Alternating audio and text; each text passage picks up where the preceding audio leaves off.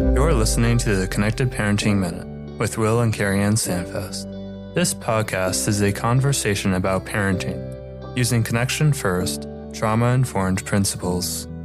Because when you lead with connection, everyone feels seen, which is the foundation to a more peaceful home. This podcast reminds you that you don't have to be a perfect parent, but we can all get a little better, one connected parenting minute at a time. Hello, and welcome back to the podcast. My name is Will Standfest, and I am so excited that you are here for Season 2 of the Connected Parenting Minute. Woot woot! Joining me, as always, is the fabulous, the lovely, the one and only CarrieAnn Standfest. That's me. So, thank you to everybody who listened to the first season of our podcast. Yep. It was fun. It was exciting. We have 10 episodes out there that we're very proud of. Mm-hmm. And now, after a short summer break, we are recording again for Season 2. Yeah, it's really exciting. I thought we would spend a little bit more time recording since we ended Season 1, but summer's gone by fast. It's been a busy summer. We went to family camp with some other adoptive and foster families and some wonderful friends of ours, and it was fantastic. So good. I can't tell you how good it felt to be in the presence of people who kind of get it. Oh, yeah. Like, it's one thing to parent and to have, a bunch of kids too, but just being able to be around other families that knew kind of the feel of the foster care world and adoption. The struggles you face, what goes on with kids, like the balancing act between care and trauma and birth families and other things. There's just a lot of pieces that come into play. And when you're around other people that get that, it's just really, it's fun, but it's also just, you feel seen, right? This is about a relationship. You feel seen in that relationship. And the big bonus is we were not the largest family there. Woo! Oh, yeah, that's right. Daryl, we love you. There's one family that had 9 kids. 9 children. We have 8. So it is unusual for us not to be the largest family by far, if we're honest. Yeah. But it was great. It was a really good time, and it was really refreshing, a good time off and time to connect and, learn more about trauma and about connected parenting. And we're fired up and excited to kind of jump back into the next season here. Yeah. So let's get to it, shall we? Awesome. All right. Tonight's episode, we are talking about what I know is the favorite topic of so many parents of littles. Yeah. Tantrums and meltdowns. Do. Right? As a parent who has had a couple of small children, a few, 6, you see a lot of tantrums and meltdowns. For example, like the story that comes to my mind, this is actually fairly recent, probably within the last couple months here. Mm-hmm. We have a 7-year-old who is now going into 2nd grade. She is way bigger. I almost said 1st grade. She would be upset with me. Mm-hmm. All right. So she's going into 2nd grade. She is super old. And she was asked to clean her room on Saturdays. That's kind of the thing, Saturdays in her house. You got to take a shower. You got to clean your room and clean up the kitchen. And then you can play video games. Mm-hmm. She was asked to go clean her room, which was, I don't know. What would you categorize it on the I would scale? say it's definitely category 6 hurricane. It was a mess. There were clothes everywhere, dress up clothes, toys, play food, blankets, stuffies, everything. I'm wall to sure wall. most of parents listening can relate to some degree. If you can picture a child's room where you can walk in and you can't actually see the carpet because there's so much stuff on the floor, that might have been close. Yes. And so she was told to go clean her room because it was after breakfast and it was time to start doing these things. And she disappeared for a while and you didn't hear anything. And we went to, I don't know if it was me or if it was you. We'll say it was me. Sure. I went to go check on them and check on her. I walked in. It looked like maybe 2 things had been moved to the floor. Still couldn't actually see the carpet. And I asked this child, I said, what's going on? You were asked to clean your room and you've been in here for 15 minutes. And there was a big sigh of, and waterworks and sobbing and just the drama of just this total meltdown, tantrum thing and whatever. And she just lost it, which was unpleasant for me. Which was unpleasant. And unfortunately, right, like in her growth stage, it's par for the course. I mean, like, she really does have a lot of big reactions to a lot of things. She does. Right now. And we're kind of like, okay, we're connected parents. And sometimes it doesn't come out the first thing, but that's why we talk about it, because, help keep us accountable and keep talking about things. And eventually maybe it'll stick by our last child. Yeah. And what she said in that moment, this is like one of these few moments of like pure clarity that like kind of like grabs you. This is why I'm using the specific example. I asked her why she hadn't started, and her response was, Daddy, there's just so much. I don't know where to start. Let me tell you, if that doesn't just like grab you for a moment, this child crying, not because she's being naughty and angry at me or trying to avoid working. She's overwhelmed. Mm-hmm. She's like, there's so much stuff. I don't even know where to start. And she was like, she cried more from saying that. Like, you could tell, like, I could tell this was not a show she was putting on. She was genuinely upset and overwhelmed by how messy the room was. And she just didn't know how to start. Right. And that comes to our first point on tantrums and meltdowns. There's a big difference between willful disobedience, this rebellious, I'm trying to do something bad attitude, and just a reaction, like a fear-based, like survival brain reaction of her brain in that moment was in its survival mode. It was not in the prefrontal cortex of planning out how she was going to be evil and how she's going to avoid doing any work and whatever. She was overwhelmed, and her survival brain just said, and freaked out. Yeah. That moment really showed me that there's more going on in these tantrums than just my child's being naughty. Mm-hmm. I think that's the first step too, as we understand how to work through our tantrums and meltdowns with our kids and how to help them in those moments, how to help ourselves in those moments, is we need to look at it and realize it's not always my child is choosing to be naughty right now and actively trying to be deceitful or not do what they've been asked, but that there is a lot of times where genuinely this is a child who doesn't know how to handle the situation. And so they're reacting poorly because they're a child and they don't have the experience of how to react in these stressful situations. Well, I think it's interesting too, because we as parents have a big role that we play in that, in the aspect that we take something like that and we instantly see the worst possible reasoning behind it. Sure. When we talk about the fact that our 7-year-old was just seemingly trying to avoid doing a bunch of work and, crying about it, if we go, well, obviously they're just being naughty and they just don't want to do the thing. And so, and never looking beyond that, we miss that opportunity to connect with our child in that way. When we just look and see the worst case scenario, so to speak, we miss that opportunity. But regardless of what their motivation is in that moment, one of the things that sticks out to me is that our reaction should kind of be the same. Ooh, really now? Yeah.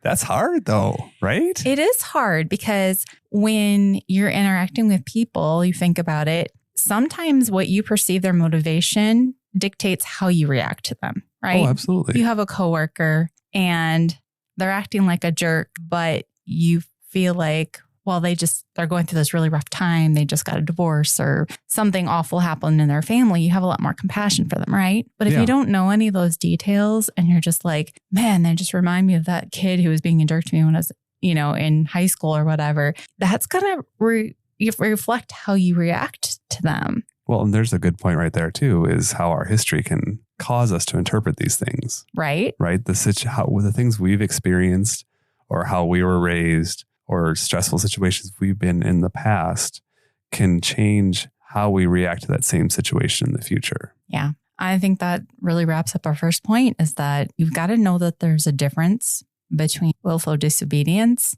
and a reaction, whether that's fear-based reaction, whatever's going on in their brains that may just be what comes out in that moment, and that we need to react the same either way. All right. And before we jump into point number 2, we're going to have a quick word from the sponsor of today's episode. Hey, Will, you know what makes me an even better parent than just listening to our podcast? What's that, CarrieAnn? Coffee. Oh, absolutely. You are so right. And our listeners are in luck because we are doing a review giveaway. We're giving away coffee to you, the loyal listener. All you have to do to enter is leave a review of our podcast on whatever platform you're listening to. Take a screenshot of that review and send it to us at connectedparentingminute@gmail.com. On December 15th, we'll pick 5 lucky winners to receive a Starbucks gift card worth coffee and maybe a little snack. Enter today. And now back to the program. So point number 2, darling, you were starting to say? I mean, I feel like it comes back to this so many times, but I think that that's something we undervalue, maybe even. Sure. But that art of underreacting in the moment is a really, really powerful tool that we have as parents. Because when we're acting out of, when we're reacting to our kids' behavior out of just whatever feels good in the moment or whatever we are used to growing up, we lose that opportunity to be that safe place for our kids. And we also lose the opportunity to be able to be that calming, that regulating force in their life and be able to speak into that when we kind of get past when kids get regulated and when we're able to say, hey, so, this just happened. Can you tell me more about that? What do you think we could have done differently? Why don't we try a redo? Mm-hmm. But if you came in yelling and screaming when that happened, you kind of lose the authority to speak into that almost. A little bit. I mean, you're still the adult and we can contradict ourselves all we want. Right.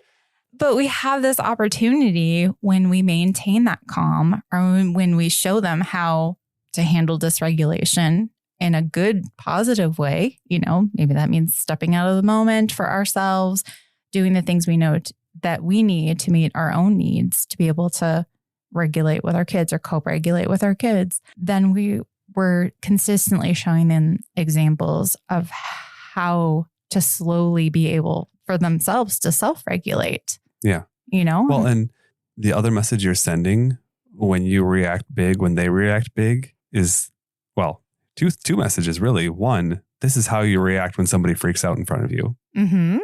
which, is just training them for their future. Or number 2, the more subtle, more like insidious or hurtful messages is I can't handle your big emotion. Yeah. Right. I mean, you're saying I can't handle this. You're too much. Like all these like potentially really hurtful, like little messages that you aren't actively saying. None of us mean to say that to our kid when they're having a hard time, but that is the undercurrent if we're being honest, right? Mm-hmm.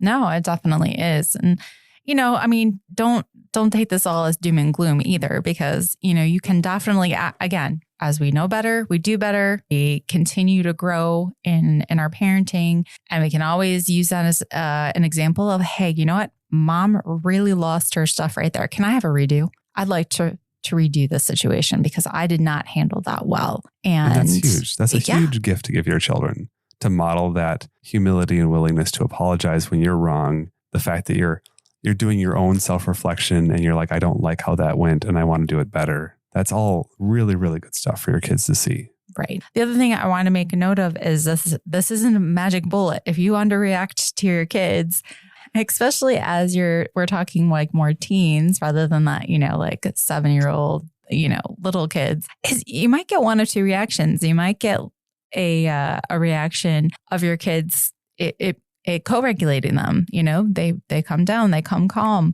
It could go the opposite way. I mean, it depends on your relationship with your kid. It could just take them off. So just be prepared for that, especially if you're going to try this like with older kids or really, really slick younger kids. But that doesn't mean it's the wrong reaction. No. It just means you need to be prepared, because if you're reacting especially differently than you used to, mm-hmm. now it's unpredictable. Now your kids' emotions, their survival brain is kicking in again of like, what's going on? I don't know what's happening right now. Right. And just remember, you know your child best. Yes. Continue to learn who your child is, especially as they're learning and growing. Okay, that was the caveat for that. So point number 2 is underreact. Remember that you're the adult and that, we get to set the tone for these tantrums and meltdowns. I mean, I think of times when my kids have melted down. I mean, like little kids in the store, and like my reaction was not good. Oh no. Because all I We've all wanted them done to that. do is be quiet and not cause a scene and not have all these parents looking at me and thinking what a bad parent I am. And so, I mean, that's real. That's what we've all been there. yes. All right. And so that brings us to point number 3, that in the end, your child is expressing a need, even though they are doing it in an inappropriate way that is stressing you out and is overwhelming, and you are just done with it and you're tired and you're sick of it for today. Your child is trying to tell you that there's a need. Yeah. Now, the basic needs when they're like this is the HALT acronym, HALT, hungry, angry, lonely, tired. Like these are the 4 categories you can kind of start with when your kid is melting down or having a hard time. Mm-hmm. But again, as you just said, you need to be the world's best detective for your child. And so being able to say, my kid hasn't had a snack in 4 hours, or their water bottle is in the kitchen and it's been sitting there for a couple of hours. They're dehydrated. They're hungry. It's an hour past dinner because I was on my phone. Whatever the situation might be, like that's a good place to start. Right. Well, and if we think back to when kids were little babies, yes, the only way they had to express a need is to cry. And so you had to be the detective and figure out what is it they need. Are they hungry? Or did they have a dirty diaper? Are they tired? Do they just need to be held? It's really simple it's not really simple, but theoretically, raising the infant is not really simple. No, but the gamut of an infant's needs is fairly simple. There you go. And that's a better way to put it. Because I'm like, I've been there so many times saying simple just does not fit. It's not working. I can't say it. No, that's a lie. No, but when your kids are really little like that, the gamut, like you said, of their needs are seemingly simple. And then as we get older, they start to fold more feelings and thoughts and experiences into those. And it does get to be harder to figure out, like, what is it that they need? And so, again, that connected piece of interacting with your child, knowing who your child is, paying attention to the things that are important to them or the things that have happened to them, as best your ability. I mean, when you talk foster and adoptive community, we know that there's so much we don't know. Yeah. So much you don't know about their history or their experiences. But even when you have biological kids and you've known since they're, were conceived, there's still things you're not going to be able to understand about your kid. So I guess that's what I'm getting at, is that we have to continually accept the fact that our kids are going to be learning and growing in ways that we don't even understand. So we have to be open to that. Yeah, because our kids are humans too. Mm-hmm. They have their own unique experiences and perspectives on the world that we don't always have or share or understand completely. And I think you gave a great example too of thinking of a coworker whose mom just died or just got a cancer diagnosis or whose kid is having a rough time or something like that. And your only interaction with them is a meeting and they're acting like a jerk. You don't understand what's going on behind that thing. And so this is the encouragement that it's the same thing with our kids.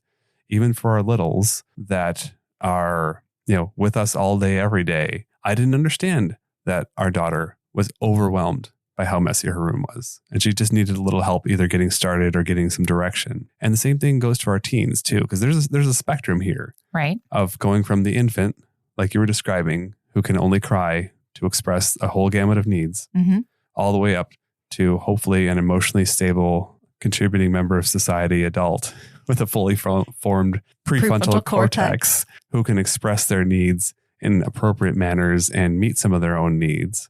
Our children are somewhere on that spectrum. And some adults we know are still somewhere on that spectrum. Yes. I mean, we all are. There's moments, there are needs that you and I have that we don't always express as appropriately or healthy as we could. Mm-hmm. So, and we're adults. So there's a little bit of, help your kid move along the spectrum, help them grow, develop the skills. That is what our job is as parents, because they're kids. They're still learning.